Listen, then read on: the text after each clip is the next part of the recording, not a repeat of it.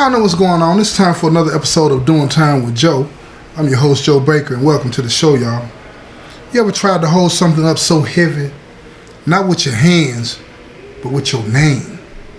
That's what a crown is. It ain't jewelry. It ain't luxury. Ain't no fairy tale endings to this. It's pressure. And when the weight get too real, you find out who you really are and who's been waiting for you to drop it.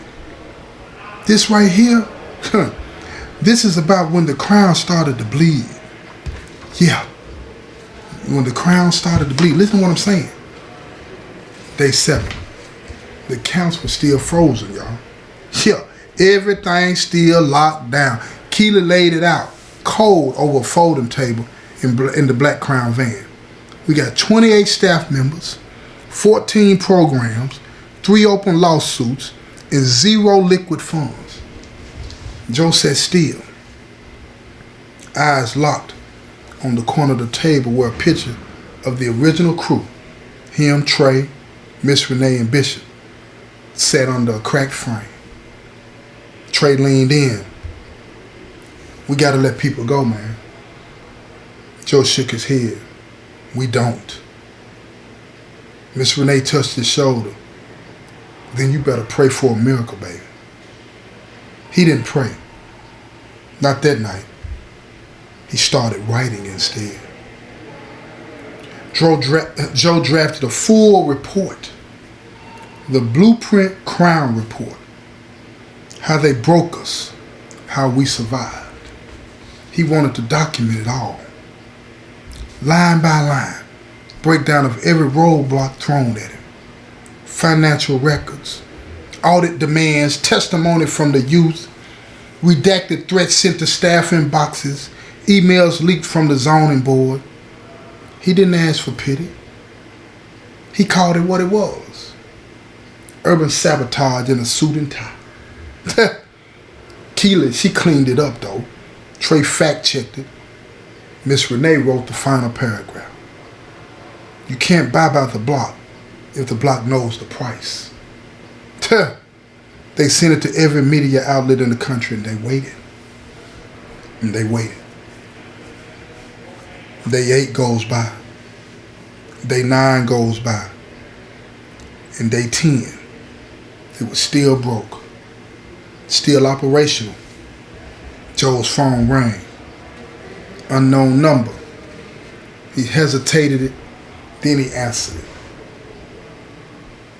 He asked for Joe. Joe said, yeah. The voice on the other line said, my name is Carmichael. I run a philanthropic fund called Glass Point. We read your report. We want to meet quietly. Joe narrowed his eyes. You trying to save us? The man replied to him, simple and plain, straight to the point. No, I'm not trying to save you. No, I'm trying to help you win. So Joe thought about it and he talked it over with everybody and everybody said, you gotta go. Not out of desperation, but to see what's going on. See, when you get all of these arrows shot at you, you start getting paranoid, and even though you don't say it out loud because you want to make sure you're putting up a strong front and everybody's looking to you for leadership, so you don't want them to think what you're really thinking inside of you because you got to personify something on the outside that's different.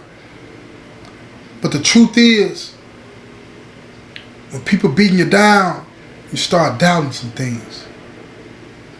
Y'all sure what Jesus said it on this cross? He cried out, why hast thou forsaken me? Even in his moments, he wondered. He wondered. That was the human side of him. That is the human side of us. Even when you have those moments of doubt, you keep putting one foot in front of the other and not giving up. You don't have to agree with everybody around you. You don't have to disagree with everybody around you. But what you have to do is keep moving, because there's one thing for sure, 2 things for certain. The hand that's behind you, that's pulling you and pushing you, it's that power. So he decided to meet him. They met in a neutral spot. It was a co-op library out in East Memphis. Now see, Carmichael, this dude here, he was sharp, soft-spoken, and white as bleached linen. Oh man, yeah. That flipped you, didn't it? Oh yeah. The man's white as snow. But his energy, man, the energy he had and what he was talking about, it let you know, man, he was neutral. Like somebody who didn't have anything to prove. He knew who he was and he personified it in the way that he talked and the way that he moved. And he started out off the top. He said, I know you don't trust me. I know you don't. But he slid this folder across the table. He said, inside this are the names of every person who voted for the clean hands doctrine. I have sources, leverage. Joe opened it. He recognized the faces. Everyone in there he understood and knew him. Even one councilwoman, he used to shake their hands every time they went to a campaign event. Every time. Joe looked at him. He said, what you want in return, man? Carmichael smiled at him. Not your organization, man. I don't want that. He said, I just want a promise that when the smoke clears, you build this thing bigger than a movement. You build it like a model so that it can be replicated all over the country, all over the world. Change has got to come. If we're going to survive as a people in unison, in unity, with equality for everybody, we have to start looking out for each other. We have to. Now, Joe, he's skeptical. Because, see, even though there's plenty of people that look like him that had been trying to cross him, see, in his mind, he understood that the people that set the system up the way it's set up look like Mr. Carmichael. So, why is he here? Mr. Carmichael could read him like a book. He said, I know you got concerns, but just weigh it up. Everybody has an agenda. Everybody has an angle. My angle, Mr. Carmichael told him, listen to me, y'all, is for the betterment of all of us. Equality. We're not going to agree on everything, but we don't need to burn it down. No. Some of it needs to go, but not at all. That night, Joe met with his inner circle. He had been thinking long and hard about this. He said, look here, new plan, y'all. If they wanted Black Crown gone because it was one, then it was time to become many. Ooh, listen to me. He said it. Now, I'm going to say it again now. I need y'all to understand what I'm saying. He said if they wanted Black Crown gone because it was one, then it was time to become many. Yeah. Oh my goodness. Does that sound familiar to y'all? Does that sound familiar to y'all? Yes, indeed it does. Out of one comes many. Franchise chapters, standardized training, local leads, rotating leadership. It wouldn't be a pyramid. It wouldn't be a network. No, not like that. We ain't gonna survive no more. We scaling. Can't be just treading water all the time. No. You gotta scale and grow, even in the face of adversity. Trey, you know, he started grinning and laughing for the first time in days. Keela just looked at him and whispered, she said, they not ready. They not ready. She was excited. See, a lot of times when you're doing something and you're trying to overcome something and you're trying to move in a different direction, you find yourself in a situation where you want to just survive the day, survive the moment. See, in that time is when you say, let's grow this thing. Let's grow this thing. Do you believe or do you not believe?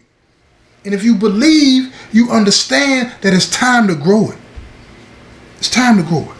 Now, here we go. On day 13 A brown envelope showed up. Boy, look here. These envelopes be showing up all over the place dealing with Joe. I'm telling y'all now. It had no return address on it, but something was on the inside of it. It always is. A handwritten letter on old notebook paper. You know they kind of be yellow. You know what I'm talking about. And here we go again. The ghost coming from the past. It was Big G's handwriting. And this is what it said, y'all. You made it further than I thought, but you're still standing on fire. I don't respect what you built, but I do respect that they scared of it. So now they scared of you. Watch your circle. The next snake won't bite. It'll strangle. Signed G. This wasn't a threat. Big G had been through all sorts of things, right? Look here, let me give you something. The game is the same whether you're doing positive or negative. As you move up, as you become a threat to whatever power structure you're trying to infiltrate and change, the moves are the same. So he's experienced it as he moved up in the underworld. So he knew, and he was just telling him. He wanted him to understand that this was not a threat. This was prophecy. Joe folded it up one time and burned it in a coffee can behind the headquarters. Didn't say a word about it to nobody. He's playing two-pronged chess now, y'all. Now listen to me. The next morning, Black crime was approached by a National Education Foundation. Listen to me. $2.5 million in funding. No strings, just one condition. Joe had to step down as the public face for brand clarity. Oh, wait a minute. Keely saw what it was. They love the work. She looking over the proposal. They love it. They just don't love you. Joe started laughing, you know. Of course not. I remind them of who they tried to erase. Miss Renee added her little 2 cents in it. They're scared of the voice attached to the miracle. Trey asked, "You gonna take it?" And Joe shook his head. "Nah, we'll raise our own millions." And they did. $1 at a time. Through people. Yeah. Joe, he thought about it and wondered if he had made a mistake. But just as quick as he thought that he had made a mistake, he knew that he had made the right move. See, people are going to come at you when you're trying to pull away from doing all that nonsense with all kind of things that make it look good. You feel what I'm saying? But see, they want you to get in the back. Because see, once you step to the back, they're going to start to redefine the narrative, redirect the purpose and the direction you're going and who's going to benefit and all this. Next thing you know, it's going to be absorbed into what is going on now with no change. Wait a minute. With change has to come some sacrifice. And he was willing to forego that 2.5 and get it himself. Why wouldn't he? Everything's been going so good for him. Why would he not? He didn't need it. So now Joe, he hosted a town hall meeting. Not in a fancy space. No, it wasn't like that. No, not in a fancy space. But it was in a parking lot on South 3rd.